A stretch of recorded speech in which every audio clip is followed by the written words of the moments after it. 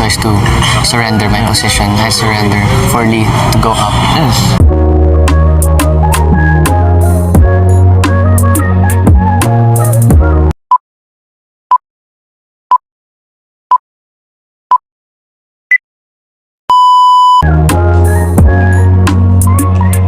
Sa bagong update ng Pinoy Big Brother, marami ngayon ang nabahala kay Hit dahil sa sinabi nito na willing niyang give up ang kanyang posisyon para sa kanyang matalik na kaibigan na si Lee. Gusto kasi ni Hit na mag-go-up pa si Lee at gusto niya na ito yung maging big winner.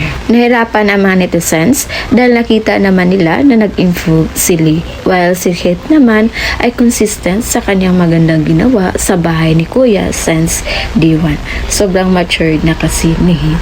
Ang ikinabahala lang ng mga netizens ngayon ay kung paano pa daw siya ipaglaban ng mga supporters niya kung sarili niya mismo ay hindi niya ipaglaban. Naagad namang dinipinsahan ng ilang mga supporters ni Hit dahil ayon pa sa kanila, talagang ganun or kahit sino, pagkaibigan mo naman ang nalagay sa alanganin, talagang willing ka mag-sacrifice para sa kanya.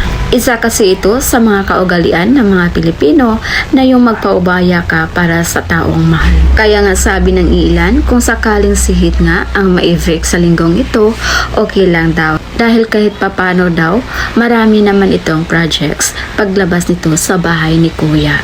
At hindi daw ito hahayaan ng kanyang mga supporters na hindi ma-wildcard. So, yun muna yung pa-update natin guys. And again, this is Venus TV. Thank you for watching.